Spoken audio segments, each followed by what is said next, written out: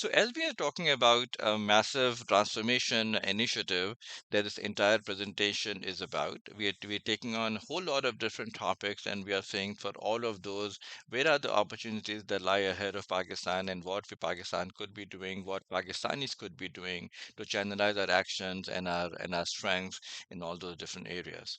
And there are many presentations here. We are taking on specific topics such as healthcare, education, criminal reform, our conduct as a society, sports.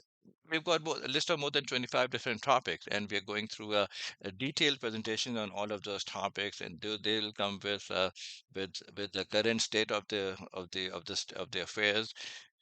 We'll also have major best practices that the other countries have gone through similar initiatives, similar programs, and how they ended up with, and we'll try to replicate some of the pages from their playbooks.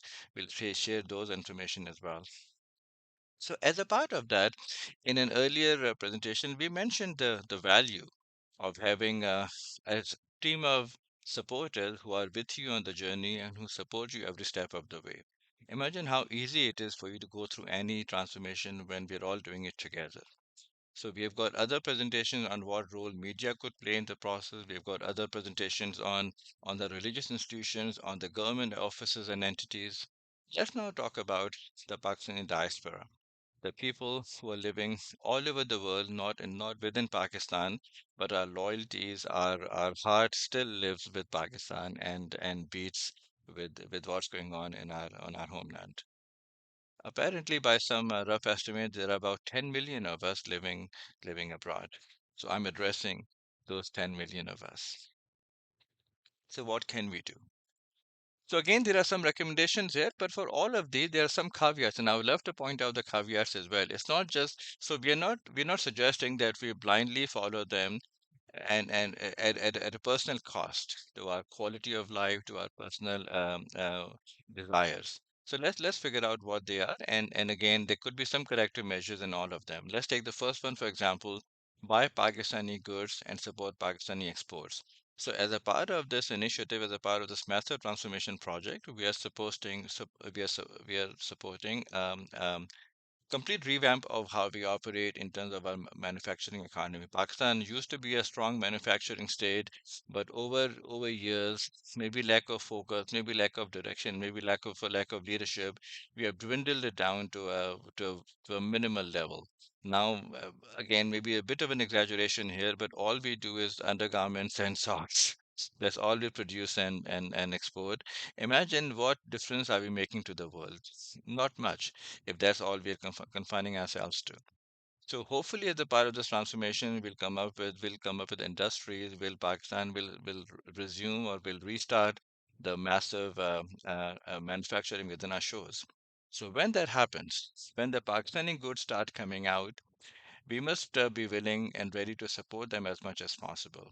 Now, this assumes that the products that we are producing are up to the standards and they're able to compete well against the competitors from the rest of the world. That's a very, very important consideration here.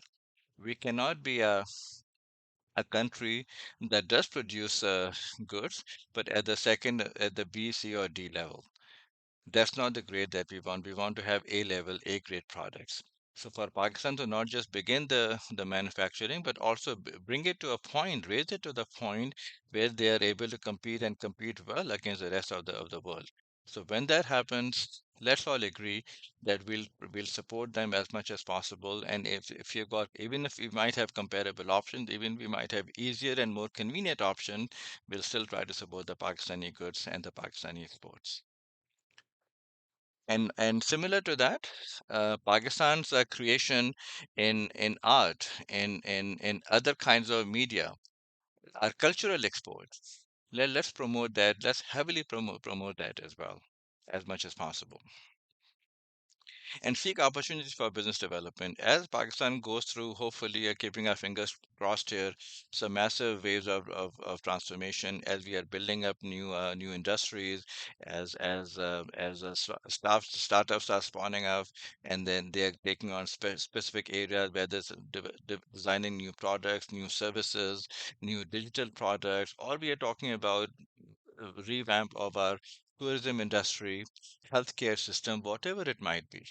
For all of those areas, all of those entities which are going to be formed in Pakistan, they would need support from the diaspora, from those living outside. And because people who are living outside, we have the power to not just guide and consult and be consultants on the best practices. We also have the power and capacity to be able to spread the word, to spread the positive word around, to use the social media to our advantage, and let the whole world know about what's going on here and what somebody could benefit and how they could benefit, substantially benefit, if they have to look at Pakistan for a certain part of their whether business operation or their product acquisition. So seek opportunities. Stay. Obviously, this requires for us to stay in tune, stay in the know of what is happening, and then as we stumble upon areas, as we come across opportunities where we could potentially benefit using our sphere of influence, let's do that. Let's promote the businesses that are going on in Pakistan. And also, by extension of that, if there are opportunities for us to invest in Pakistani businesses, let's be open to those possibilities. Become a mentor to Pakistani students and Pakistani children. There's a separate presentation, detailed presentation. Please do go through that and sign up at the bottom of it. We need everyone to come on board and be a part of this operation here. Every child must have a mentor. Every child must have a guide who they can seek out, who they can share their personal challenges, hindrances that they're facing, career discussions, options that they're going through, what opportunities they're looking at, but they're not able to avail because of lack of resources. Every child when they're facing with issues, there must be somebody in their lives outside of their family who they can speak to. That's the person we want you to become. Become a mentor to the Pakistani children, Pakistani students. Students have got questions about the career options, about even down to the level of they are in a freshman or sophomore in a university. What area should they be going towards? What are the courses that they should be going towards? Again, this information is readily available. We can do a Google search. We can find out. We can do our own analysis. But isn't it good? Isn't it best if the analysis comes from somebody who's an expert in the field and who can spend 10, 15 minutes with you on the phone, hear out what you're trying to do, what your goals, what your ambitions are, and gives you pointed instructions and recommendations on how you could go about achieving those. So become that person, the Pakistani students, Pakistani children, and become an advisor to Pakistani businesses. Point number four is invest in businesses. But even aside from being an investor, being an official investor, be an advisor. If you talk to a friend or a friend of a friend who's having an issue with running a business in Pakistan, and that's within your realm of area of competencies, step up, offer them your help. They're struggling with the social media ad campaign, and that's what you do. That's what your principal focus or skills. Jump in and help them out. Help them develop a media strategy. Help them develop a business plan. Help them develop a financial plan. Whatever it is that they might be struggling with. If there's something that's obviously in terms of your area of competencies, provide it to them. Be an advisor. And throughout this journey, we have said this a million times, and we'll do it, say it millions of times more. There's going to be an arduous journey, difficult, treacherous journey. It's not going to be easy. We are acknowledging that. But stay positive. Spread a positive word. Be ready to with talking points for everything negative that's happening, rather than becoming apologists and with our slumped shoulders and looking down and saying yes, bad things happen because of bad country or innovations related to that. Let's just focus on what's going on, what's positive. And yes, it's a growing pain, and we're going through the growing pains, and we will be going through the growing pain, but the end result is good, and these are the reasons why the end result is good. So we all need to become positive role models, positive spokespeople for Pakistan. So related to this point is also the fact that when we meet with our friends, when we are having casual conversations, they talk about our experiences, and everything eventually boils down to our experiences, and then the anecdotes play a much larger role. Someone goes to Pakistan and they get sick and end up in a hospital. Bad anecdote. Someone goes to Pakistan and someone steals their phone. Bad event. Someone or their cousin or their uncle or somebody they know or their next door neighbor, they go to Pakistan and they get robbed. Again, something bad happened. Imagine also that it's a country of 220 million people. That's a lot of people. Bad things happen in every part of the world. But why do we all only have to focus on these few bad instances that do indeed happen? We're not saying that people are just concocting those stories. Those are real stories that have happened to real people. But instead of focusing on those, let's just hopefully and truthfully we'll start believing in that those will become the outliers and the predominantly the large uh, concentration of the people, large majority of the visitors to Pakistan will go and have an incredible visit, and they'll come back all safe and sound, and uh, and they would start planning the next trip, the next visit.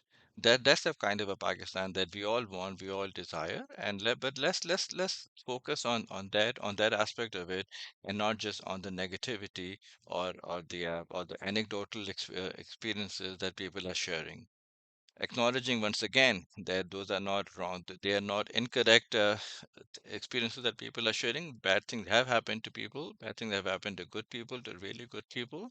And we're really hoping and keeping our fingers crossed that once things start transforming in Pakistan, the crime situation, the law and order situation will improve substantially. But until that happens, it's a warning also that bad news will still be coming out.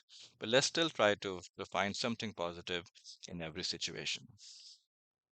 All right, let's continue.